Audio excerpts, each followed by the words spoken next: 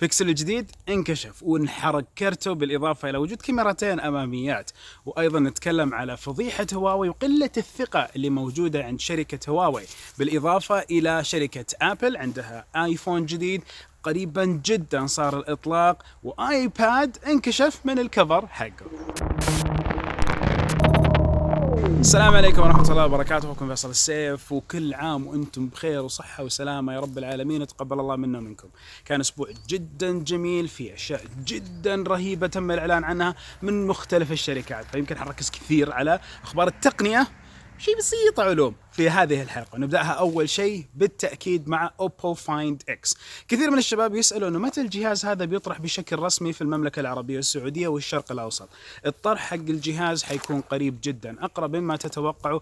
آخر مرة أعلنت وقلت أنه حيكون في نهاية شهر أغسطس، للأسف الشركة ما صار معها شيء يأكد هذا التاريخ، ولكن في عندهم مؤتمر حيكون في بداية شهر سبتمبر في الشرق الأوسط في دبي. بنحضر هذا المؤتمر ونجيب لكم العلم بالتأكيد. الحين الأوبو فايند إكس في التير داون ما كان الشيء اللي كلنا توقعناه، فكان له ملاحظات وعليه ملاحظات كثيرة. يظل التصميم جميل، التصميم فكرته مختلفة بدمج الكاميرات في نفس البرواز. حصان واحد ثاني راح، أنا وين؟ أنا في أحد غابات هذا العالم الواسع. هيئة الاتصالات وتقنية المعلومات في المملكة العربية السعودية CITC وضحت بعض الأرقام لحج عام 2018، حج العام 1439. نتكلم على سنة كانت جدا ناجحة، تفوق أو نقدر نقول زيادة ملحوظة في حجم البيانات. كان في هدايا جميلة للحجاج لما جت البيانات اللي أعطيت لهم حجاج اللي زارونا في المملكة العربية السعودية. فضل رب العالمين كان موسم ناجح، ألف مبروك لكل واحد جاء، الله يتقبل من كل واحد. وأيضا أنصحكم تروحوا تشوفوا نفس الإحصائيات هذه اللي حطوها، حتلاحظ مدى المكالمات وحجمها اللي صارت وحجم البيانات، يعني أكثر من 1000 تيرا في أحد الأيام. هذا شيء جدا كبير كسعة بيانات. التغريدات موجودة في وصف الحلقة. شركة مرسيدس تعلن عن بعض الكونسبت، بعض النماذج التخيلية أو النماذج الأولية لسيارات الإي كيو، الجيل حق مرسيدس بنز، منها سيلفر أرو. سيلفر أرو تشوفوا شكلها جدا رهيب، شخص واحد يقدر يركب فيها. المفروض أنها تكون أيضا EV، سيارة كهربائية توصل لسرعة جدا عالية وفيها أداء جدا كبير. شركة مرسيدس قاعدة تحاول تدخل المجال حق السيارات الكهربائية من أوسع الأبواب. شركة ألمانية عندها كفاءة، عندها المهندسين اللي دائما في سيارات مرسيدس يعطوها نقدر نقول لمحات جدا قوية. الشيء اللي بقوله أيضا مع نفس الكونسبت اللي طلع، إنه بكون موجود إن شاء الله خلال 10 أيام في السويد لتجربة مع شركة مرسيدس، فبنقول لكم وقتها إن شاء الله أثر هذه التجربة، وهل فعليا شركة مرسيدس حتقدر تدخل مجال السيارات الكهربائية ولا لا. لاحظتوا إنه من أكثر من 3 سنوات دخلت مجال السيارات من مبدأ إيصال التقنيات اللي موجودة عندنا وقاعدة تتطور بشكل جدا كبير في مجال التقنية مع نفس السيارات ومجال السيارات. يعني في جاب كبير، في فجوة جدا عالية بين المجالين. قاعد أحاول أربط بين هالمجالين وأشوف وش الشيء اللي أماما حيصير، وأيضا أبسط المعلومات والأشياء ذي لكم بإذن واحد أحد. فتابعوني، بكون إن شاء الله موجود هناك مع السويد. فقط شيء نشجره. DJI تعلن عن درونين جداد، اللي هو DJI Mavic 2 Pro وال DJI Mavic 2 زوم.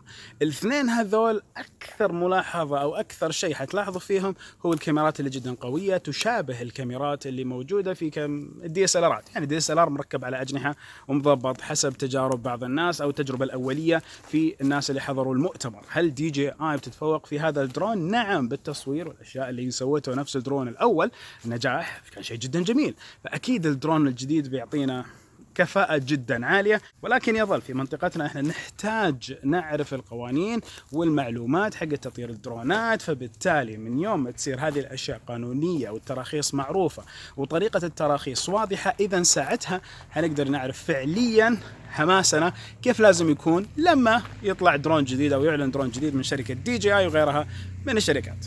وشركة انفيديا أيضا تعلن عن ال RTX 2080 Ti، الكرت الجديد، كرت المعالجة الرسومية الجديد اللي المفروض أداؤه يكون جدا خرافي وعالي. بل إنه شركة انفيديا قالت إنه الأداء حق هذا الكرت الجديد 50% أفضل من الجيل اللي سبقه. طبعا يجي مع فاتورة عالية، نتكلم حوالي $1100، يعني نتكلم على 4000 وشوية ريال. هذا السعر الافتتاحي لأحد النسخ، فنتكلم على سعر جدا عالي لكروت الجرافيكس. شيء ثاني وخبر ثاني هنا ألاقيه جدا رائع، بدمجهم مع بعض. اللي خبر اللي هو دعم افضل لنفس الكنترولر، نفس اليد حقت التحكم حقت الاكس بوكس 1 مع نفس الاندرويد باي، النظام الجديد حق اندرويد او النسخه الجديده من نظام الاندرويد اللي هو الاندرويد باي. فالحين يد التحكم حتكون افضل مع الجوالات. ليش الخبرين هذول اشوفهم مرتبطين مع بعض وكويسين مره لما يذكروا مع بعض؟ انت الحين قاعد تتكلم على جيل وصل في التقنيه، الجوالات صارت يد التحكم معاها حتعطيك كفاءة نفس الكونسول إلى حد ما. فتجربة الألعاب حقت الفورتنايت الناس مبسوطة عليها في الجوال ومستانسين عليها بشكل جدا كبير في الجوال، وكفاءة الجوال صارت جدا خرافية وعالية. فأنت تتكلم على معالج رسومي صح يتفوق بأشياء كثيرة، الثريدز حقت الكودا والأشياء الجديدة اللي محطوطة فيه أو المتطورة اللي محطوطة فيه، بس يظل أنا أدفع 1100 ريال على معالج أو كرت معالجة رسومية. ما في كمية الناس اللي بتدعم هذا الشيء وبترغب هذا الشيء زي ما كانت موجود قبل كم سنة. فإذا أتوقع أنه انتقال الألعاب لنفس الجوال حيكون أكثر، وهجر نفس الكروت الرسومية والبيسيات المركبة حيكون أيضا أكثر. يعني بيلد اب بي سيز حيكون عليها الناس أقل زخما. أنت تشتري كونسول بترتاح بألعاب البلاي ستيشن والبلاي ستيشن ريموت والكلاود والأشياء الجديدة اللي جت فيه، ولكن نتكلم على جيل جديد لن يحتاج إلى شراء بي سي. تأيدني ولا لا؟ هذا عندكم التصويت موجود على الشاشة. تأيدني أنه خلاص في جيل جديد ما يحتاج أبدا يفكر في أنه يشتري بي سي ويجمعه كمبيوتر تجميع. هالشيء شوفه واقعي. أنتوا شو رأيك؟ مع التسريب الأخير للجوجل بيكسل النسخة الثالثة والنتوء الكبير اللي موجود في الشاشة، أول شيء من ناحية التسريب اكتشف نفس المحققين أنه هذا التسريب من أحد الأشخاص اللي استلموه في روسيا. اوكي، فهذا الكلام المفروض اللي قالوه، ولكن يظل انه الجهاز انكشف بشكل جدا كبير. شفنا وجود الشحن اللاسلكي ودعمه، ووجود سماعات سلكيه تشبه السماعات اللاسلكيه حقت البيكسل بادز، ولكن يظل الجهاز فيه نتوء بشع من الجهه الاماميه. كمان مع نفس الاختبارات اللي طلعها نفس الرجال اللي حط الجوال وكشف عنه بشكل كامل، الاختبارات تقول انه الكاميرا الاماميه مدعمه هي كاميرتين، واحد زاويه عريضه زاويه عاديه، وهذه الكاميرتين بتعطيك صور سيلفي خرافيه. صور السيلفي خرافيه، هل تشفع لنتوء زي هذا؟ اتوقع شركات كثيره ضبطت امورها بكاميرا واحده، خاصه مع كاميرا الدمعه ذي اللي نزلت الحين مع الاوبو، او نفس النتوء اللي موجود النوتش الدمعه. فهذا الشيء خلينا نوعا ما مكتئبين مع البيكسل الجديد، رغم وجود نظام الخام للاندرويد الخصائص الكثيره، ووجود نقدر نقول تاريخ جميل من نفس البيكسل 2 اللي مشهور بشكل جدا كبير ومدعوم. Good morning. مدعوم بشكل جدا كبير وفي دعم رهيب، والى الحين صوره خرافيه. ليش تجيبوا النتوء في الكاميرا الاماميه ذا؟ ما ادري. المهم خلاص قرب جدا المؤتمر حقهم والاعلان عن نفس البيكسل الجديد، ونشوف ساعتها الاخبار الحقيقيه. الحين نروح لاخبار ثلاث شركات، عندنا سامسونج، عندنا ابل، وعندنا هواوي. اول شيء سامسونج لما نتكلم عن نسخه نفس سلسله الجي، النسخه الجديده اللي حتحمل نفس الاندرويد جو، النسخه المخففه من 8.1 من نفس نظام الاندرويد. سامسونج اعلنت عن هذا الجهاز، حيكون موجود في الهند، موجه للسوق الهندي، حيكون $100 فسعر جدا مناسب لفئة الدخول. هل سامسونج بدأت تهتم بفئة الدخول مرة ثانية بشكل أوسع وأكبر علشان تجيب أرقام أعلى وتحاول تقلل من الماينس 10 سالب 10 تتذكروها اللي طلعت في الجدول حقة المبيعات وفرق المبيعات في عام 2018 عن عام 2019؟ يعني ننتظر ونشوف. نروح لشركة أبل، عندنا حاجتين. أول شيء المؤتمر حقهم المفروض يكون ثاني أسبوع من شهر سبتمبر، فسبتمبر شلون طلع معي كذا ما أدري، سبتمبر إن شاء الله بإذن واحد أحد. فنتكلم على تقريبا 12 سبتمبر هو اليوم المتوقع للمؤتمر. إلى الحين ما جانا لا تفاصيل ولا حاجة، ما جتني دعوات، سبق وحضرت 3 مؤتمرات لهم، فبغانا نشوف إذا جاتنا دعوة أو تبغوا نسوي بث مباشر ونغطي المؤتمر كالعادة. أعطونا في التصويت هل البث المباشر تفضلوه، كون إنه يطلع مؤتمر وإحنا بنفس المؤتمر قاعدين نسوي بث مباشر ونترجم كل شيء ونطلع التحليل بشكل فوري في لحظتها. تبغوا هذا الشيء؟ أعطوني خبر. وأيضا نتكلم على إعلان الجوال يمكن يجي مع مفاجأة الطلب المسبق المبكر لنفس الآيفونات الجديدة، فمنها طبعا الآيفون 9 اللي هو 8S الظاهر اللي حيكون فيه 14 سبتمبر. على فكرة الحلقة كلها أنا قاعد أصورها في جوال، تعرفوا الجوال نهاية الحلقة. نوت 9 يمكن يكون أحد الأجهزة الناجحة لشركة سامسونج في عام 2018، كون إنه المبيعات حقتها من يوم ما بدأت بشكل مسبق قبل الناس عندنا، وأيضا بدأ بشكل رسمي مبيعه في العالم، بدأ يحصل على صيت إيجابي. ولكن يظل في أشياء كلنا قاعدين نلاحظها ما نتمناها تكون موجودة في الجهاز، زي مثلا زر بيكسبي اللي ما أنت قادر تغير تفاصيل هذا الزر أو خصائص هذا الزر إلا بتطبيقات طرف ثالث. أتوقع الموضوع يبغى له حل من نفس شركة سامسونج، ولكن يظل نوت 9 جاب نجاح يمكن حيتفوق لاحقا على النجاح اللي جابه أو نفس المبيعات بالأصح اللي جابتها جهاز جالكسي S9 والS9 بلس. وأيضا شركة آبل منتظرين منهم الجيل الثاني من جوالات الإكس، فيكون عندنا ال11 أو ال11 بلس أو ال11 بلس، جوالين المفروض هم 3 أجهزة عامة يطلعوها، الجوال اللي هو فئة الدخول بشريحتين وجوالين أساسيات. ننتظر ونشوف، ولكن الطلب المسبق ومفاجأة الطلب المسبق هذا الشيء اللي غير مسبوق بسرعة تحاول تسوي آبل نفس الشيء اللي صار مع سامسونج، بحيث أنها تستحوذ على حصة من الناس المهتمين في الجوالات زي كل سنة، وشيء جدا كويس تنافس الشركات بينهم بين بعض. وأيضا نتكلم على أحد الشركات المصنعة للأغطية حقت اللوحيات، حصلت على التصميم اللي المفروض يكون هو الآيباد جديد. فالتصميم هذا وضح لنا الكونكتر اللي هو سمارت كونكتر هو النقاط اللي انت تشوفها النتوءات هذه النحاسيه اللي المفروض هي تركب عليها لوحه المفاتيح، الاكسسوارات، الاشياء، تغير مكانها في نفس الكفر الجديد هذا. فاذا انت عندك اكسسوارات من الجيل اللي قبل حق الايباد برو، يمكن حنطيح في مساله ما حتركب الاكسسوارات على الجهاز الجديد، ولكن لا تستعجل، خلونا ننتظر ونشوف باذن واحد احد وش الجوال الجديد. الحين نروح لهواوي عندهم مشكله الثقه، تكلمت عليها بشكل جدا كبير مع نفس ناس من هواوي، وأيضا مع شباب كثير اتكلم عليها، وبعض الفيديوهات لمحت لهذا الموضوع. هواوي أراهم شركة قاعدين يستثمروا بشكل جدا كبير، سواء تسويقيا أو في الأجهزة، في التقنيات حقتهم، قاعدين يجيبوا تقنيات وقاعدين يجيبوا أشياء جدا قوية وممتازة، وأيضا قاعدين ينافسوا غيرهم، وحصلوا على حصة سوقية جدا كبيرة بالأشياء الكويسة اللي قاعدين يسووها.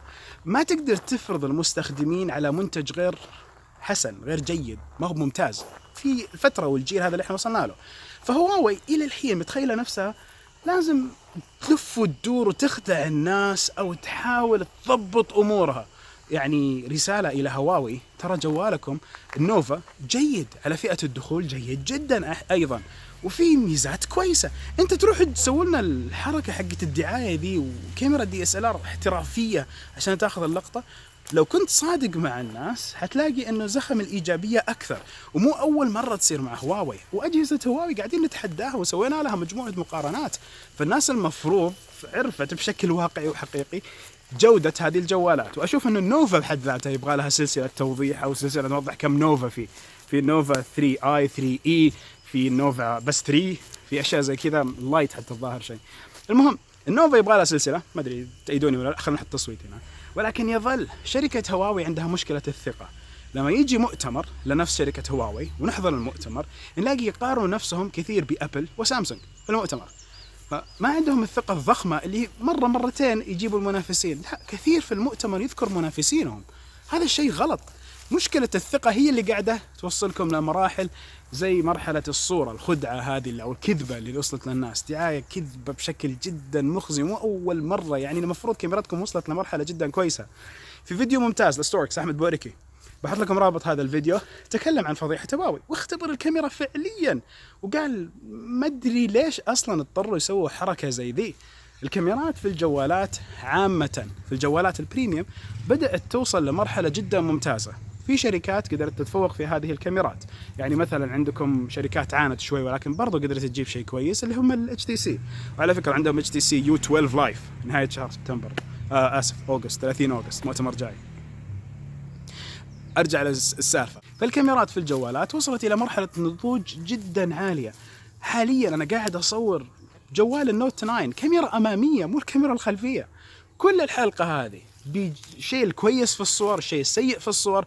انت تتكلم على كاميرا جوال انا قاعد استخدم، انا ما قاعد استخدم كاميرا DSLR زي ما كنا نسوي قبل 3-4 سنوات. لا، انا حاط سيلفي ستيك وقاعد اصور الحلقه طبيعي.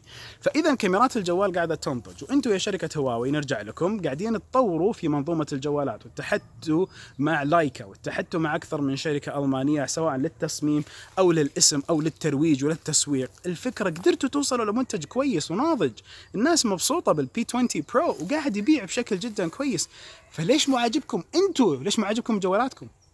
حركات الدعايات نصكم ما تنفع. حنستمر في الكلام عن جوالات هواوي، في ايجابياتها وسلبياتها، بس مو حلوه لما انتم تبنوا شيء توصلوا له بجوال كويس تروحوا تخربوها بدعايه زي ذي.